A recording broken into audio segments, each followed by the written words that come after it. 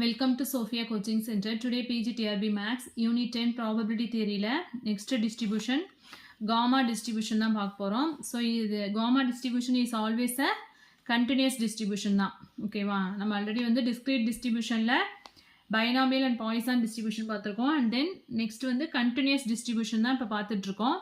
Continuousல வந்து உங்களுக்கு ஆல்ரெடி ஒரு 5 distribution இருந்துச்சு. இப்போ எக்ஸ்ட்ரா வந்து exponential distribution ஆட் பண்ணியிருக்காங்க. So டோட்டலா வந்து continuous distributionல 6 distributions இருக்கு.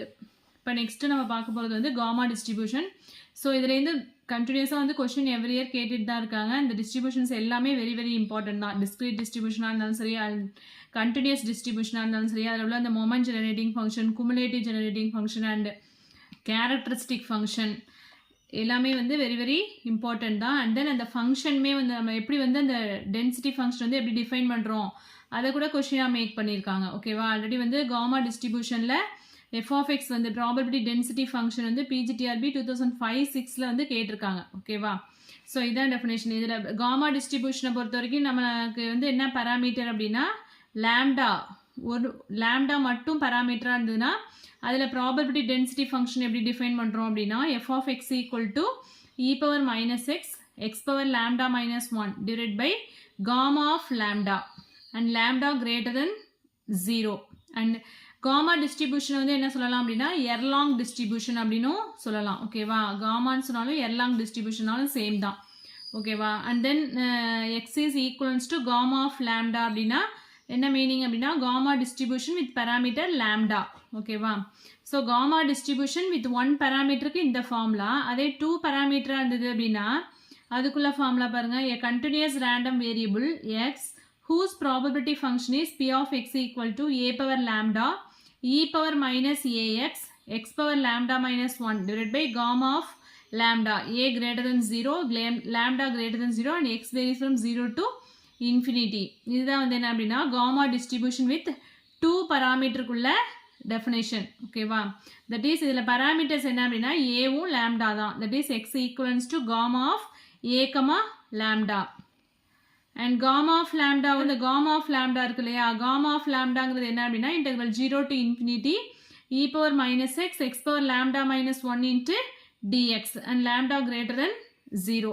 நெக்ஸ்ட் வந்து as usual எப்போதும் நம்ம ப்ராப்பர்ட்டிஸ் ஒவ்வொரு டிஸ்ட்ரிபியூஷனுக்கு வந்து ப்ராப்பர்ட்டிஸ் பார்ப்போம்ல, அதான் நெக்ஸ்ட் கொடுத்துருக்காங்க. ஃபர்ஸ்ட் ஒன் வந்து என்ன அப்படின்னா mx of t that is moment generating function for gamma distribution என்ன அப்படின்னா 1 minus t the whole power minus lambda modulus of t வந்து என்ன அப்படின்னா less than 1. இது வந்து PGTRBல பாலிடெக்னிக் டிஆர்பியில் 2005-06 கேட்ட கொஸ்டின் இது. அதே வந்து 2 parameters a and lambdaன்னு எடுத்துட்டோம்னா அதோட மொமெண்ட் ஜெனரேட்டிங் ஃபங்க்ஷன் எப்படி இருக்கும்னா 1 minus t by a the whole power minus lambda and t less than a.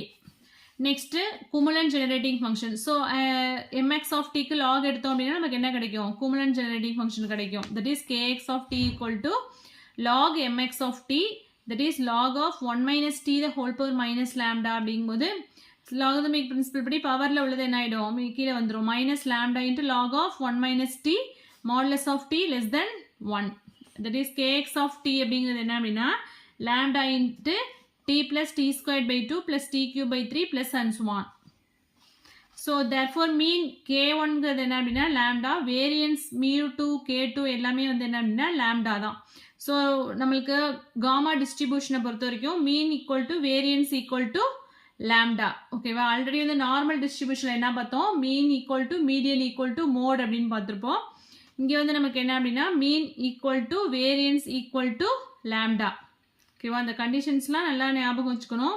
So நிறைய டிஸ்ட்ரிபியூஷன்ஸ் இருக்கிறதுனால கொஞ்சம் கன்ஃபியூஸ் ஆகிற மாதிரி இருக்கும். அதனால் ஒவ்வொரு டிஸ்ட்ரிபியூஷன் எல்லா டிஸ்ட்ரிபியூஷனும் எடுத்து ஃபர்ஸ்ட் வந்து kx of t என்ன mx of t அப்படின்னு ஜென்ரலாக வந்து நீங்கள் ஹெட்டிங் போட்டுக்கோங்க. ஒவ்வொரு டிஸ்ட்ரிபியூஷனு ஹெட்டிங் போட்டுட்டு binomial, Poisson, normal, gamma distribution எல்லாமே ஹெட்டிங் போட்டுட்டு அதுக்குள்ள mx of t என்ன, kx of t என்ன, கேரக்டரிஸ்டிக் 5x of t என்ன, அதுக்கப்புறம் அதோட ப்ராபபிலிட்டி ஜெனரேட்டிங் ஃபங்க்ஷன்ஸ் கியூனஸ், குர்டோசிஸ் அதெல்லாம் ஹெட்டிங் போட்டு ஒரு டேபிள் மாதிரி கிரியேட் பண்ணிட்டீங்க அப்படின்னா உங்களுக்கு படிக்கிறதுக்கு ஈஸியாக இருக்கும். கம்பேர் பண்ணி 1 பேஜில் ஆர் ஒரு சார்ட் எடுத்து கூட அது மாதிரி எழுதிட்டீங்க அப்படின்னா படிக்கும் போது உங்களுக்கு ஈஸியாக இருக்கும். கம்பேர் பண்ணி படிக்கும்போது நல்ல ஞாபகம் இருக்கும், மறக்காது. ஸோ நெக்ஸ்ட் வந்து moments mu2 equal to lambda and mu3 equal to k3 equal to 2 lambda and K4ங்கிறது என்ன அப்படின்னா 6 லேம்டா. ஸோ இதெல்லாம் எப்படி வருதுன்னு சொல்கிறேன். மொமெண்ட்ஸும் வந்து இது வெரி வெரி இம்பார்ட்டன்ட் தான். நெக்ஸ்ட் வந்து ஸ்கியூனஸ் அண்ட் குர்டோசிஸ் அப்படிங்கும்போது β1 அப்படிங்கிறது 4 லேம்டா அண்ட் β2ங்கிறது 3 + 6 லேம்டா. இதெல்லாம் ஜஸ்ட்டு ஃபார்முலா மட்டும் படிச்சுட்டா போதும். எப்படி வந்தது அப்படிங்கிறது ஸ்டெப்ஸ்லாம் நிறைய இருக்குது. ஸோ ஜஸ்ட் இந்த ஸ்கியூனஸ் என்ன குர்டோசிஸ் என்ன இது மட்டும் நமக்கு தெரிஞ்சிருந்தா போதும். நெக்ஸ்ட் கேரக்டரிஸ்டிக் ஃபங்க்ஷன் அப்படின்னு நம்ம என்ன பண்ணுவோம், mx ஆஃப் டீல டி வர இடத்துல ஐடி அப்படின்னு ரீப்ளேஸ் பண்ணுவோம். ஸோ அதான் செஞ்சுருக்கோம். 5x of t equal to 1 - it the whole power minus lambda.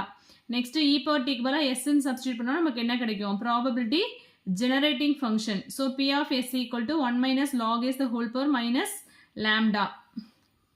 அதே குமுலேட்டிவ் ஃபங்க்ஷன் ஃபார் 2 parameters அப்படின்னா அதுக்குள்ள ஃபார்முலாஸ் அண்ட் k1 k2 அதெல்லாம் கொடுத்துருக்காங்க. நெக்ஸ்ட் வந்து additive property. The sum of independent gamma variate is also gamma variate. So x1 equivalents to gamma of lambda 1 and x2 equivalents to gamma of lambda 2 இருந்துச்சுன்னா x1 plus x2ங்கிறது என்ன அப்படின்னா gamma of lambda 1 plus lambda 2. அதுதான் இங்கே சொல்லியிருக்காங்க. the sum of independent gamma variate is also a gamma variate. Gamma டிஸ்ட்ரிபியூஷனை பொறுத்த வரைக்கும் எக்ஸாம்பிள்ஸ்லாம் இது வரைக்கும் கேட்டதில்லை. காமா டிஸ்ட்ரிபியூஷனை பொறுத்த வரைக்கும் மொமெண்ட்ஸ் இது மொமெண்ட்ஸ் எப்படி வந்தது அப்படிங்கிற ஸ்டெப்லாம் தேவையில்லை. என்னென்ன மொமெண்ட்ஸ் அதோட வேல்யூஸ் என்ன அதெல்லாம் மட்டும் பார்த்துக்கோங்க.